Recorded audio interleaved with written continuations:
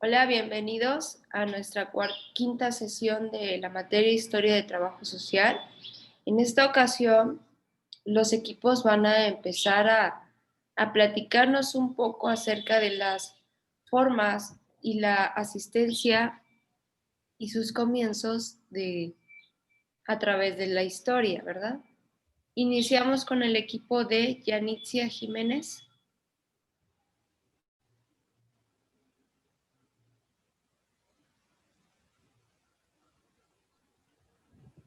Buenos días a todos.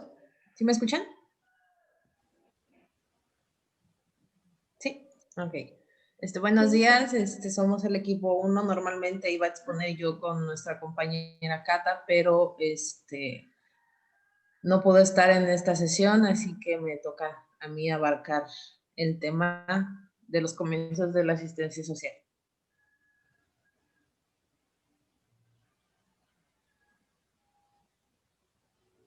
En la...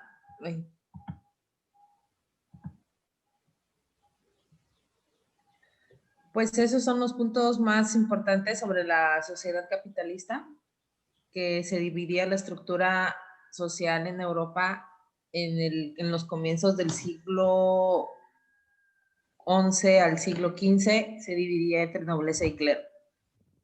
Los hechos más importantes o más destacables en esa temporada, en esa fecha, fue que en el siglo XIII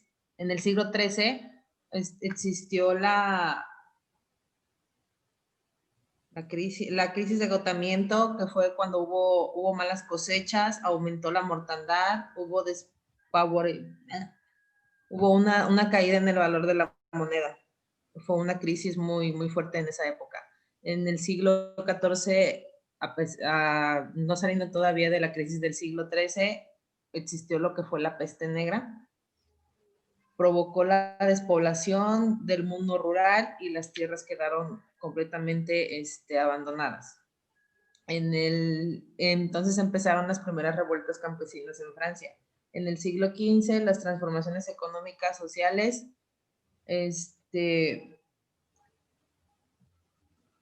hubo un incremento en la agricultura, en el arado de las palas, o sea, en lo que se ocupaba para lo que era todo tipo de perdón, no, estoy muy nerviosa. Lo que fue para las herramientas que se utilizaban para la agricultura fueron cambiadas por el hierro. Ya no se utilizaba nada más la madera, sino que se empezó a utilizar el hierro como parte de herramientas para la agricultura y demás actividades de la economía. Aparece la manufactura,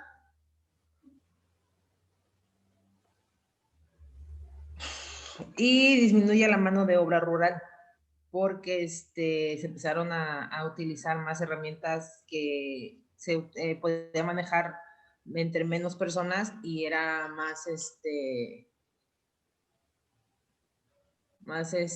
rápida la mano de obra. Ya, maestra.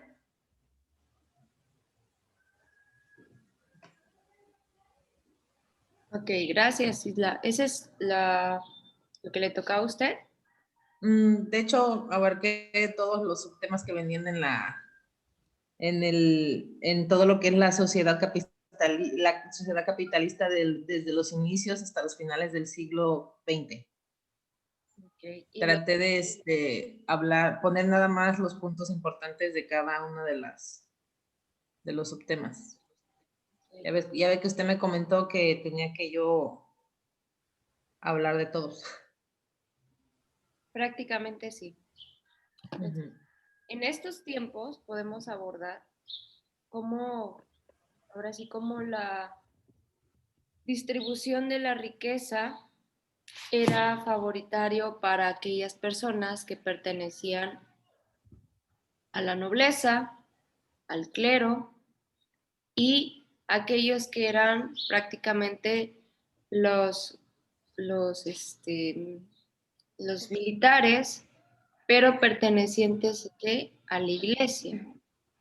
Ahora la riqueza está compartida si hacemos una comparación de aquellos tiempos del siglo X, siglo XI, siglo XII, siglo XIII, hasta ahorita siglo XXI, las transformaciones económicas y sociales que vienen dándose desde el siglo XV, podemos observar que ha venido transformándose hacia la distribución de las riquezas con aquellas personas que son ahora dueños de empresas pertenecientes a la realeza y por consiguiente aquellos que están en el clero.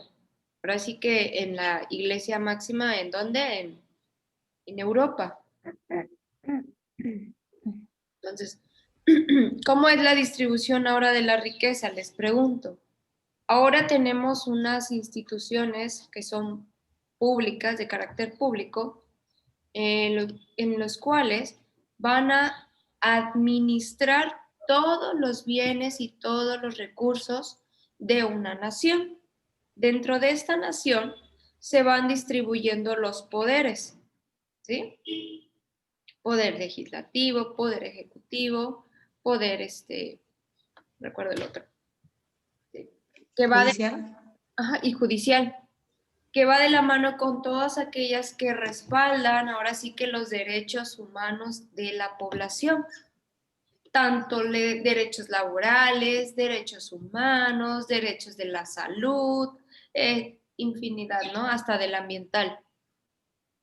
Pero es ahí de esa manera y cómo se están manejando y administrando desde nuestros derechos hasta nuestra economía. ¿Por qué? Porque también nosotros pagamos ahora unos impuestos. En ese entonces, las personas que no podían, ahora sí que ejercer una profesión, es decir, las mujeres, para empezar, ni siquiera teníamos voz ni voto. Aún fueran ricas, aún no fueran, más bien que tuvieran dinero o no tuvieran dinero, ahí quien siempre ha mandado o mandaba era el varón. ¿Qué pasa? Una de las grandes transformaciones, tanto económicas como sociales, es que ahora nosotras, las mujeres, ya podemos votar, podemos elegir y sigue en constante transformación. Quiero comentarles que la práctica de trabajo social a través de la historia ha venido cambiando cada vez más y está en constante actualización. ¿Por qué? Porque las transformaciones sociales están al día, ¿verdad? Ahora, si nos vamos hace 10 años, bueno, la mayoría de ustedes, pues, sí recordamos nosotros hace 10 años cómo eran las políticas sociales, de qué se trataban las marchas, ¿sí? Y de ahora de qué se tratan las marchas en la Ciudad de México, por ejemplo. Antes se marchaba, o la mayoría de las marchas eran en beneficio de quiénes. ¿Quiénes hacían esas marchas? Les pregunto. Los campesinos, Los, el proletariado, como se llamaban antes. los campesinos, hasta la fecha siguen, sí, siguen, pero dirigidos por alguien, que ese alguien no está entre la marcha, a empezar, pero sigue la marcha. Otra de las marchas que hay es, y estoy de acuerdo con ello, para exigir seguridad a las mujeres cuando vamos en la calle, cuando pues somos violentadas, pero no hay una equidad porque los varones también son violentados por mujeres tóxicas. ¿Hay por aquí alguna tóxica? No, ¿verdad? A ver, ¿o tóxico? Oscar, ¿no? El que calla otorga, Oscar. No, yo no soy así. Ah, bueno. Entonces, parte de estas políticas o nuevas transformaciones sociales podemos observar si nos paramos en un punto neutral, nosotros como profesionistas, profesionales en trabajo social, observamos el comportamiento de las sociedades sus exigencias, pero ¿qué hay detrás de todo esto? Seguimos observando que hay alguien detrás de todo esto. Detrás de todas esas marchas que se realizan en pro de aquellas mujeres que lamentablemente fueron asesinadas, siempre hay alguien manejando el dolor y necesidad de otra persona. ¿Sí? No sé si han observado ustedes que se realizan marchas en pro y beneficio de exigencia de los derechos de, pues, de esclarecer ciertos casos. Pero observamos que detrás de todo eso hay vandalismo, hay ahora sí que violencia, reproche hacia los varones, odio, ¿sí? Entre otras cuestiones. No sé si ustedes observan toda esta transformación que va desde antes, pues éramos sometidos, literal, éramos esclavos, pero se están dando cuenta ahora cómo estamos siendo esclavos de las nuevas formas de pensar, de las nuevas identidades de género. Es que yo tengo derechos, sí, tenemos derecho, pero dentro de esos derechos están los derechos de los demás, ¿sí? O sea, no es nada más voy a exigir mis derechos, es también Isla tiene sus derechos y yo no tengo por qué infringir sus derechos exigiendo los míos. Pero ¿qué pasa a las personas que se siguen manteniendo en la cúspide de la pirámide? Siguen manejando al proletariado, pero ya ahora más nice, ahora ya son profesionistas, ya somos profesionistas, ya tenemos derechos aparentemente y seguimos siendo manejados. La mayoría que tiene un negocio, tiene ahora sí que un recurso económico estable, digo, porque hay niveles económicos o sociales económicos en las que la mayoría del país de México pertenecemos a un estatus bajo. O sea, ya ni en medio. Espérenme, de la basura. No, ahorita pasa.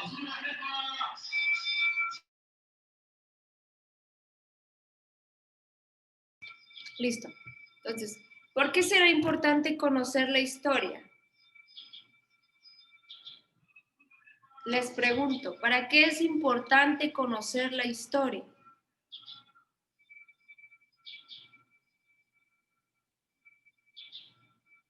Para que no se repita. Y se está repitiendo, pero de otra forma.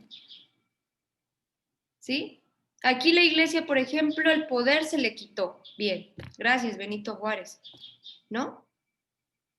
Aparentemente fue él.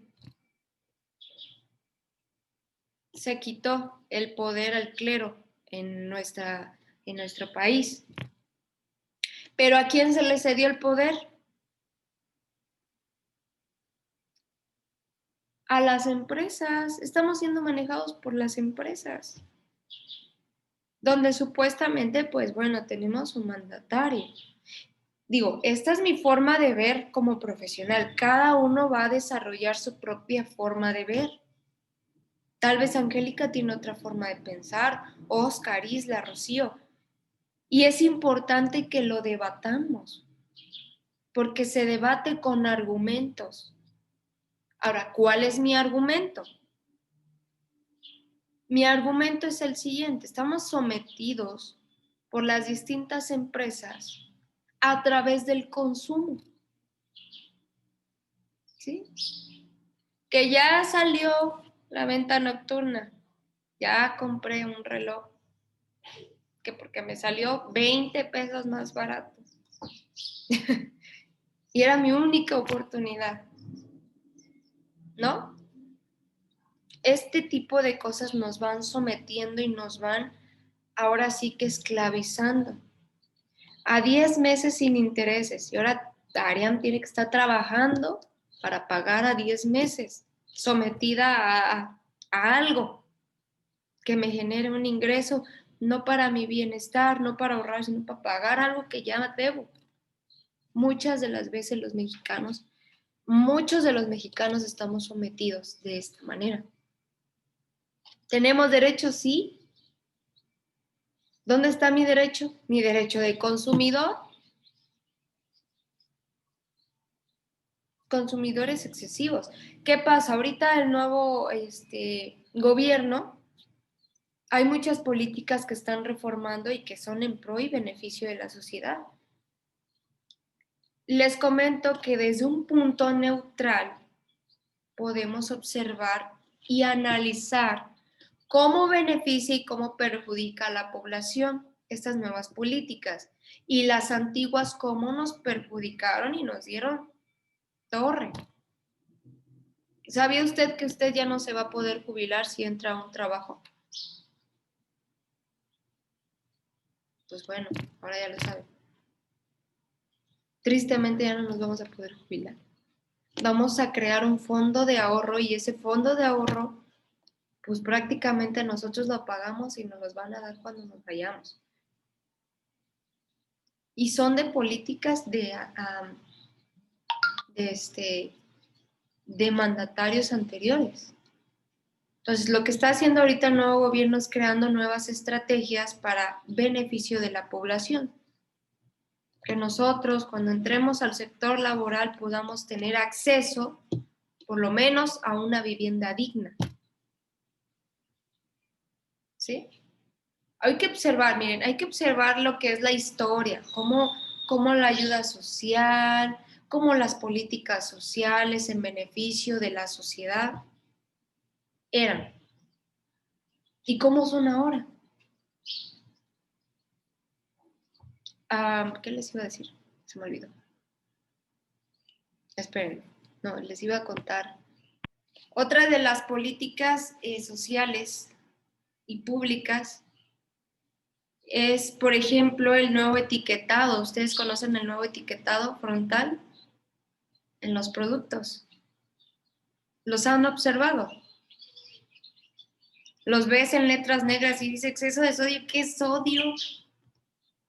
Exceso de azúcares, exceso de grasas saturadas. ¿Se dan cuenta cómo en México estamos tan sometidos al consumo que vemos esas etiquetas? Bueno, yo en mi caso, pues ya le pienso antes de comprarme algo así. Digo, pues mi esposo me explicó más o menos qué es eso. Que pues nos hace mucho daño, ¿no? Que las empresas prácticamente nos engañaban. En la parte de abajo venían unas etiquetas muy pequeñitas que la población abierta no podíamos entender. Se ponen estas nuevas etiquetas y la población, pues bueno, se queda así pensando de, órale, ¿qué es eso? Como que dices sí, como que dices no, y ya depende del consumidor si accede o no. ¿A qué va todo esto? A que aparentemente nuestros derechos estaban siendo administrados por un grupo de personas, es decir, los mandatarios. Que estos mandatarios crean políticas, crean acuerdos con empresas para someternos.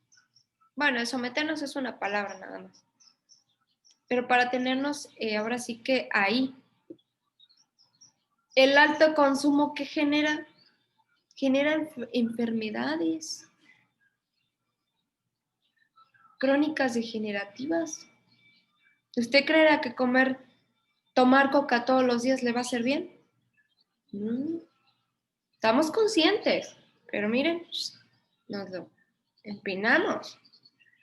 Las galletitas, el pancito, el juguito. Ahora vamos al supermercado y todo tiene etiqueta negra. Ya no quiero comer nada. Pero es que estábamos sometidos de esa manera, ¿se dan cuenta?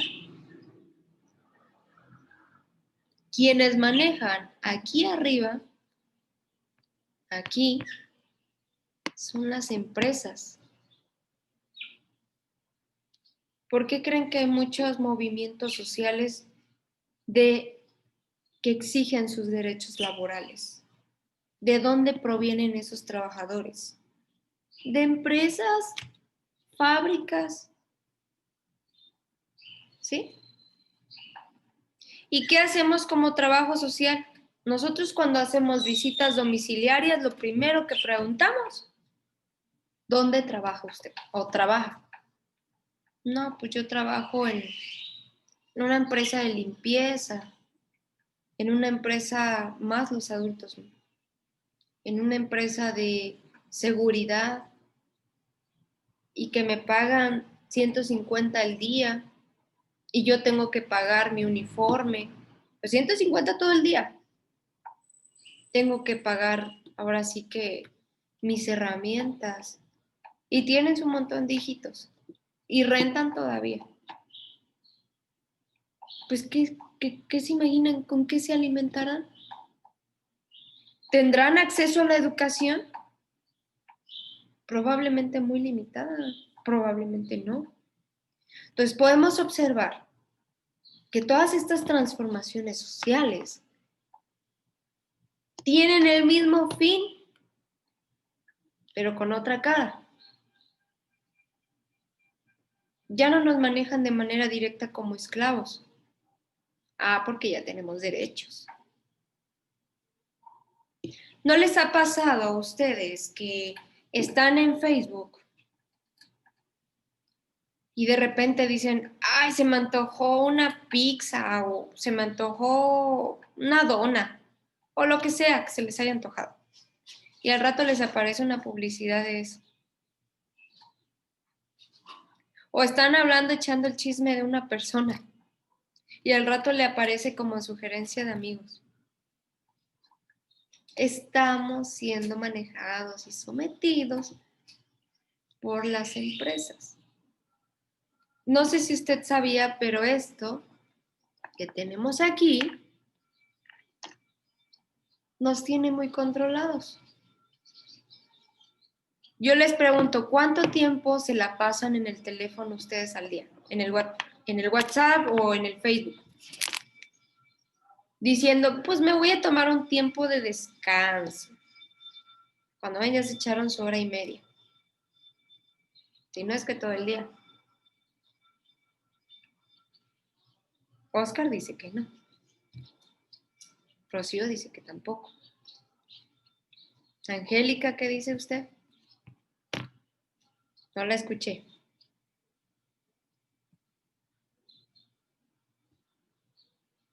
Hilda, Elena, Gardenia. Hagamos una evaluación. ¿Cuánto tiempo pasamos en el teléfono? Mucho. Crea una adicción a estar sometidos, estar sujetos ahí, viendo qué comprar, qué comer, qué ver. Y nos estamos olvidando que afuera hay una sociedad que necesita ser observada. Nosotros como iniciando, ahora sí que observando la historia, ¿no? De la humanidad, de la sociedad, de la socialización, observamos que las cosas no han cambiado porque seguimos siendo sometidos. ¿A qué punto voy? ¿A qué punto los quiero llevar? No podemos ahorita observar a la demás sociedad o a las personas si no nos observamos nosotros mismos. Si no llegamos al punto neutral de saber cómo es nuestro comportamiento. Porque si no nos conocemos primero nosotros, difícilmente vamos a poder realizar una intervención sin manejar el espejismo. Ah, es que yo veo que pues la señora pues se comporta y así por esto. Muchas veces es un espejo. Observamos en otros lo que nosotros no lo identificamos, más bien lo que no identificamos en nosotros. Yo les comento de manera rápida. Yo di de baja todas mis redes sociales. Facebook, Instagram, y Twitter, que son las que manejaba. Pero sigue esa adicción, esa necesidad. ¿Y saben ahora a dónde me meto? A mi correo. Ahorita no me había metido. Pero ahora estoy así, miren. Es una adicción. Estoy así y me meto al correo y ahí estoy actualizándolo. Y viendo qué me llega, o sea, sin esperar nada, o sea, viendo qué me llega. Es una adicción muy fuerte. Les invito a analizar esta parte. Muy bien, ya me extendí. Vamos con el siguiente equipo. Nosotros somos el equipo 2, nos tocó exponer el tema de Vicente de Paul y los integrantes somos Gardenia Pérez Murillo y Oscar Mena Saldaña. Vicente Paul. San Vicente de Paul nació el 24 de abril de 1581 en una pequeña casa rural en las afueras de la aldea de Pou, a unos 5 kilómetros de la ciudad de Dax, en la región de las Landeras, suroeste de Francia. Su vida. Era el tercero de 6 hermanos. La modesta condición de la familia hizo que muy pronto el niño Vicente tuviera que contribuir con su trabajo de pastor de ovejas o de cerdos a la economía familiar. Pronto también dio muestras de una inteligencia despierta, lo que llevó a su padre a pensar que este hijo podría muy bien hacer carrera, expresamente una carrera eclesiástica. También hizo algunos estudios en Zaragoza. Se ordenó a los 20 años con la intención de ser párroco de inmediato y así poder ayudar a su familia. En 1606 fue capturado por los piratas en un viaje a Narbona y vendido como esclavo en Túnez, y aunque logró huir y regresó a Francia.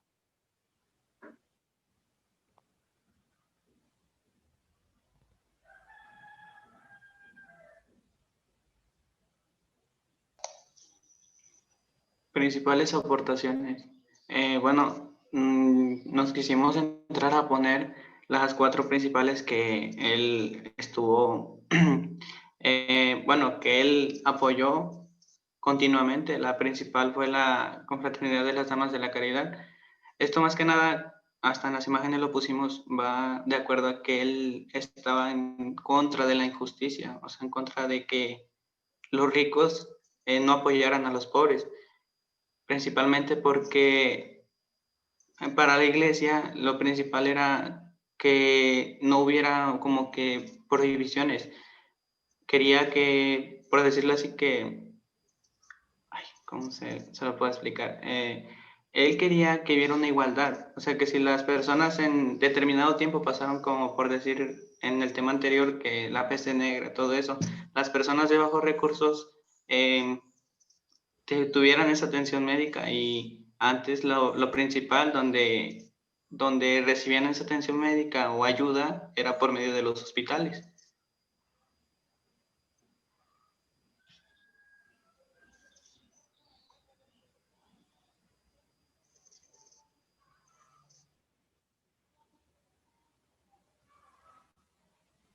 Muy bien. Gracias, Oscar. Gracias, Hilda. Una de sus principales aportaciones de San Vicente de Paul es que promueve, la ayuda de la sociedad a los pobres. Permítanme. ¿Desde qué punto lo empieza a ayudar? desde un punto que se llaman misiones religiosas, ¿sí? Que parten de la iglesia. Promueve la activación de grupos sociales iniciando con mujeres, porque a través de la historia la mujer siempre ha querido ayudar a las demás personas. Si se dan cuenta, bueno, a los varones, pues también les conmueve, ¿no? Las personas de escasos recursos, los ancianitos y todo, adultos mayores. Pero las mujeres hemos sido, a través de la historia, está en nuestra naturaleza buscar la forma de ayudar a otras personas. O sea, las mujeres en nuestra naturaleza hay sensibilidad muy, muy, pero muy, ¿cómo les puedo decir? Muy táctil. Sin embargo, el varón pues es un poco más resistente, ¿no? Por lo mismo. Yo creo que por su naturaleza. Nuestra naturaleza del ser humano es esta, nuestra esencia. La mujer sí tiene como más compasión. Entonces, por esta parte, San Vicente de Paúl empieza a organizar grupos de mujeres, como las hijas de la caridad, las damas de la caridad, pero específicamente con aquellas pues que tienen una aportación económica, ¿no? Por parte de sus maridos o su descendencia, ¿sí? Aquellas que económicamente pues tenían más recursos, que eran las señoras, ¿no? Esposas de aquellos dueños. ¿Por qué? Porque pues eran aquellas quienes podían aportar en beneficio de los pobres. Sin embargo, había mujeres que también no contaban con recurso suficiente para compartir, pero compartían su tiempo, compartían su ayuda, compartían lo que se llama asistencia social, con su servicio, con su práctica. Ir a higienizar, limpiar, preparar comida, compartir, organizar, por ejemplo, los víveres que traían las mujeres, pues de dinero, ¿sí? Organizar la ropita. De alguna manera la mujer a través de la historia ha sido quien ha movido el mundo. Yo eso lo digo, y no es por ser mujer y no es ser feminista. Yo no soy feminista. Yo simplemente veo que nosotras como mujeres damos una gran aportación a lo que es el mundo. Hasta bíblicamente está. En la historia está. Se nos ha resistido nuestra aportación porque, pues, ¿qué puede dar una mujer? Dicen. Incluso hasta otra propia mujer. ¿Qué hay de cuando vamos manejando? Ah, seguramente es mujer. No, señores, una de las mejores conductoras de esos carros rápidos son mujeres, porque somos más observadoras, somos más sensibles, analizamos un poco más y los hombres no, son más bruscos. Entonces, pues no es por ser mujer. Yo tengo un hijo y lo admiro y lo amo, pero digo, siempre respeta a las mujeres. Bueno, entonces, las principales aportaciones de un hombre ha sido desarrollando y potencializando las habilidades de las mujeres en beneficio de toda la población, mujeres, hombres, niñas, niños, adultos mayores, enfermos, enfermas, discapacitados, viudas, etcétera. ¿Sí? ¿Y por qué desde un hombre? Pues porque hace mucho tiempo a las mujeres no se nos permitía hacer acciones por sí solas. Ahora ya podemos hacer distintas asociaciones civiles, mujeres, hacer talleres, pero antes no. Entonces, San Vicente de Paúl observó y dijo, las mujeres son quienes van a promover el bienestar. Y si se dan cuenta, la mayoría de los trabajadores sociales en el mundo, bienvenido, Oscar, somos mujeres. Y hay grandes aportaciones de trabajadores sociales varones, ¿eh? Son muy pocos, Así que, Oscar, bienvenido. Tienes la mejor elección. Un trabajador social varón, ¿por qué no? También tiene su perspectiva. Somos líderes, los varones también son líderes. Ya recuerden que en un hogar el líder, la mayoría de los hogares son los varones, quienes están centrados pues en su responsabilidad. Y un buen equipo se puede hacer. Yo conozco varios trabajadores sociales varones, por ejemplo, del libro que les mandé, los libros que les mandé, el doctor Elí Evangelista. Mis respetos. Y ha venido a Liege, ¿eh? Es maestro de la UNAM. Es presidente de, no me acuerdo a qué nivel, pero de los derechos humanos en México. Y es trabajador social, ¿eh? Busquen su biografía. Ahí en los libros viene su extracto curricular. Y es varón. ¿De qué maestra? El doctor Elí Evangelista. Ah, yo tengo su libro. Ah, ya Tuve ves. la oportunidad de estar en una conferencia que hice en el Liege hace poquitos años, hace como 6, y de una conferencia, ya está grande. Sí. Entonces, él es un gran aportador de la historia del trabajo social, de métodos, técnicas, herramientas, de todo. Una infinidad de libros que tiene él. Empiezo yo, maestra. A nosotros nos tocó el tema de la acción de benéfica social como prefiguración de la asistencia social. Aquí nos dice que durante toda la Edad Media, el cuidado de los pobres estuvo fundamentalmente a cargo de la Iglesia, pero pues surgieron algunas circunstancias históricas debilitando el poder de los antiguos, de los señores feudales y de la Iglesia medieval, distribuyendo la riqueza y el poder, generando nuevas sociedades industriales. Desde el inicio del siglo XV hasta el siglo XIX, había dos tipos de respuestas de la pobreza, que fueron la acción benéfica, asistencia social como modalidad de la asistencia social y la promulgación de las primeras legislaciones de tipo social. La promulgación de las primeras legislaciones de tipo social nos dice que a través de determinadas leyes crea un sistema para el socorro de los pobres, que es el precursor de los servidores sociales y posteriormente a la seguridad social. La acción benéfica asistencial, esta forma de respuesta da lugar en el siglo XX, denominada asistencia social, servicio social o trabajo social.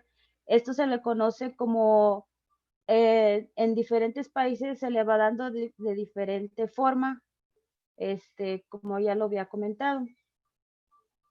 Ander Eder sostiene que como tesis general puede afirmarse que las acciones benéfico o asistenciales son una forma degradante de la caridad. En la Edad Moderna, con la progresiva secularización de la sociedad y el auge del individualismo, la organización de las obras de caridad dejó de ser privativa de la Iglesia y comenzó una intervención cada vez mayor a la iniciativa privada. Fieles a los principios liberales de la burguesía, consideran que la pobreza y la miseria de los trabajadores es una fatalidad fruto de los necesarios reajustes del sistema como consecuencia del funcionamiento de las leyes naturales que lo rigen.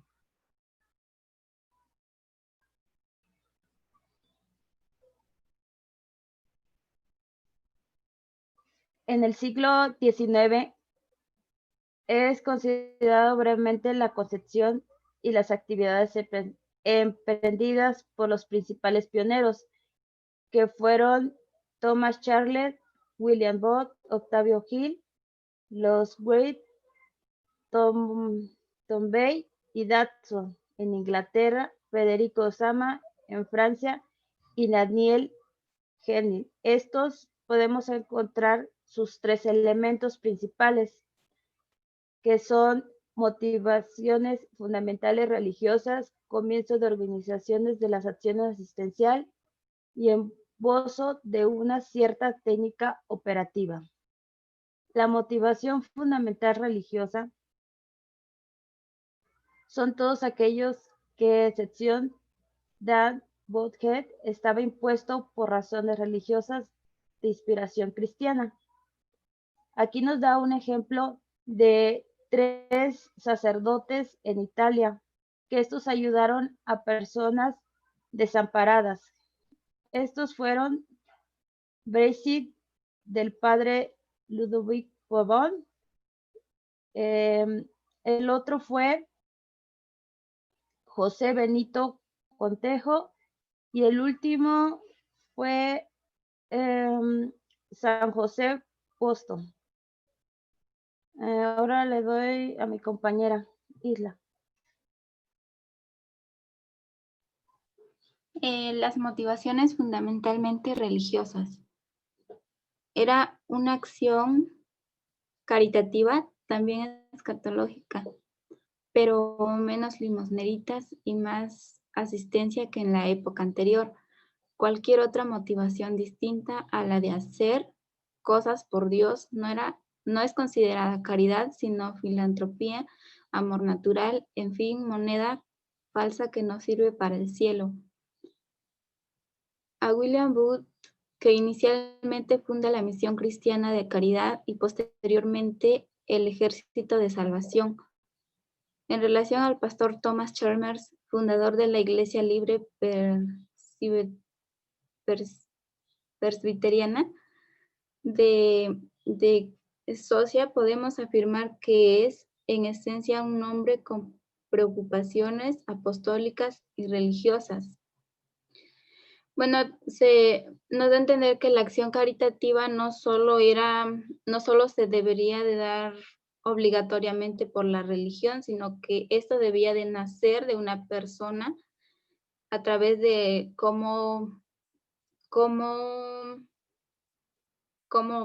a través de lo que le nace él en el corazón, ya sea de lo que necesite la persona, de la necesidad que tenga.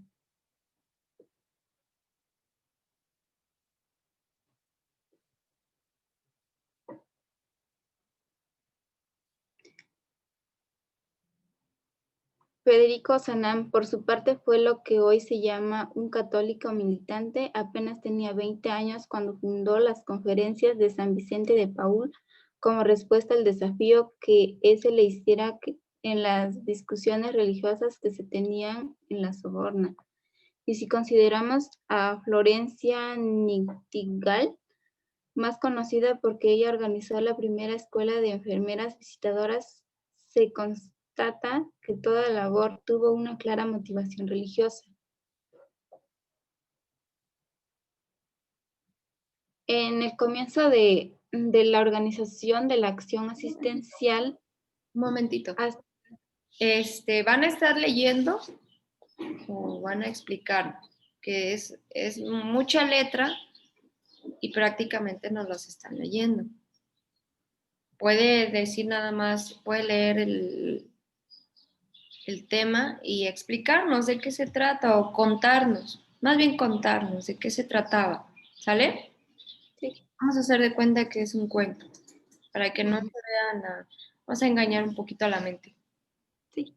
¿Sale? En el comienzo de la organización de la acción asistencial, para los métodos esbozados en el plan de Vives, o lo que se llama la hora de Vives, como el socorro del Tratado de los Pobres, después de 2 siglos y medio fueron llevados a la práctica, realizando en Hamburgo. Durante este tratado, se introdujo un sistema de investigación a las personas que eran de de bajos recursos o que eran de pueblos indígenas como forma de ayuda social, ya que esto también se había observado que los pobres eran encerrados en la cárcel con más facilidad porque no tenían cómo defenderse. Entonces queremos decir que uno de los comienzos de la organización de la acción asistencial inicia investigando la situación de esta persona, tanto que está siendo encerrada, que está necesitando una ayuda. ¿Es pregunta? Es pregunta más bien. De esta forma se empieza ahora sí que la organización de la acción asistencial. Sí. Muy bien. Y ahora ustedes saben cuál es una de nuestras funciones como trabajadores sociales. Una de esas es hacer visitas domiciliarias. En esas visitas domiciliarias nosotros tenemos herramientas y técnicas para recolectar información. Nosotros, al llegar, por ejemplo, a un hogar de uno de nuestros sujetos de estudio, llegamos, observamos sin decir nada, a lo mejor, o sí platicar, mire, es que vengo de tal institución a hacer una visita domiciliaria para saber cómo se encuentra usted y aplicarle unas preguntitas. Y empezamos. Señora, ¿usted es casada, soltera, viuda, divorciada? Y de repente les dice, soy soltera y no tengo pareja. Pero en el fondo, en su casita, porque a veces nos dejan entrar, usted logra observar que hay ropa de varón grande, que hay zapatos, tenis, cinturones. Usted empieza a observar que hay indicadores que nos dicen que sí tiene pareja. ¿Sí? Y ahí empieza la investigación. Usted no le pregunta directamente de quién es esa ropa. Si le está diciendo o se lo está negando es por algo, porque eso llega a pasar. Entonces, nosotros como trabajadores sociales, ahora, para investigar, para promover la acción de recolectar información que nos ayude a tomar decisiones, vamos a crear estrategias. Ejemplo, señora, ¿me da permiso entrar a su baño? Entra al baño, usted, y empieza a observar el baño. O sea, no es que seamos chismosos, no, es que necesitamos entender más el contexto. Entramos al baño y observamos que hay 2 cepillos dentales o 3, uno de niño y 2 de adultos. Hasta luego hay rosita y azul, o moradito y rojito. Hay un indicador de que sí está con alguien.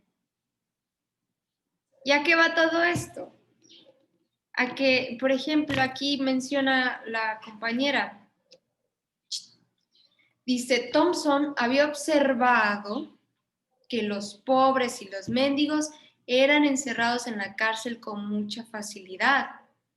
Pensó que antes de hacerlo, había de proporcionarles una oportunidad. ¿Y cómo se iba a proporcionar esta oportunidad? Pues realizando una investigación. Él menciona una de las técnicas del trabajo social y de investigación, de métodos hasta científicos, experimentales, que es la observación. ¿Ya vimos? Aquí. La observación. Es una técnica elemental para los y las trabajadores sociales. La observación nos va a ayudar a tener una determinación y tomar decisiones. Porque en esta situación la mujer pues nos está mintiendo, que no tiene pareja. Así me tocó un caso. La señora me dijo que no tenía pareja, que tenía aquí, ya se imaginarán que tenía acá, moradito. Se le atravesó un murciélago. Maestra, ¿y normalmente por qué lo ocultan para recibir algún tipo de apoyo o...? Lo omiten para no dar explicaciones cuando nosotros no pedimos explicaciones. Lo llegan a omitir por pena. Lo llegan a omitir por miedo. Porque muchas veces son violentadas. Y mejor dices, no, no tengo pareja, no, no, no vivo con nadie, yo vivo sola. Es que tranquila, señora, no estoy preguntando. O sea, uno mismo se da cuenta cuando te están evitando información, porque ni siquiera se la estás preguntando. Entonces, desde estos tiempos se empiezan a generar distintas técnicas para promover que, en este caso, darles una segunda oportunidad. ¿Por qué están siendo encarcelados? ¿Es injusto o es justo? ¿Sí? Dar oportunidades. Pues bueno, vamos, Hilda.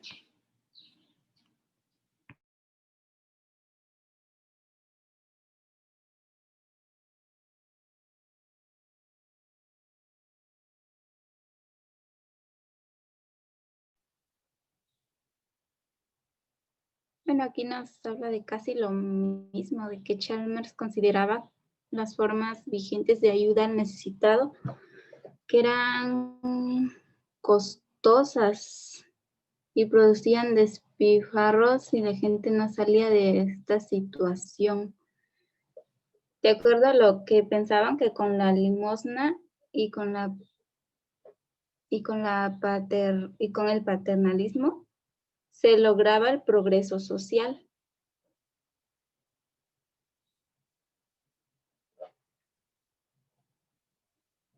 Muy bien, gracias. Bueno, hasta aquí la vamos a dejar porque ya son las 10 y vamos a respetar sus horarios. ¿Están de acuerdo? Entiendo que tienen que desayunar o algo así. Permítanme. Hasta aquí la vamos a dejar, ¿les parece? Me registran, por favor, su asistencia en el grupo de WhatsApp.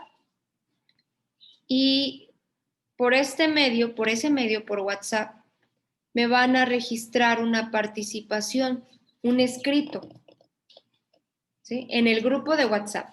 Un escrito de los temas que abordamos el día de hoy. ¿Sí?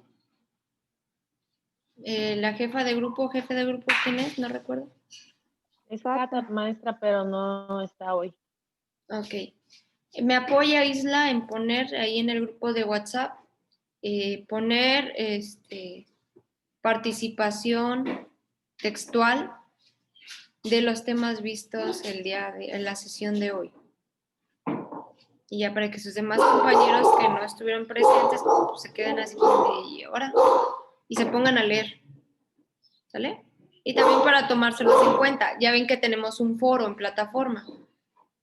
Pues esa participación, los primeros 5 que hagan su participación ahorita en el grupo de WhatsApp, va a tener participación doble. ¿Sale? Órale, pues. Nos vemos.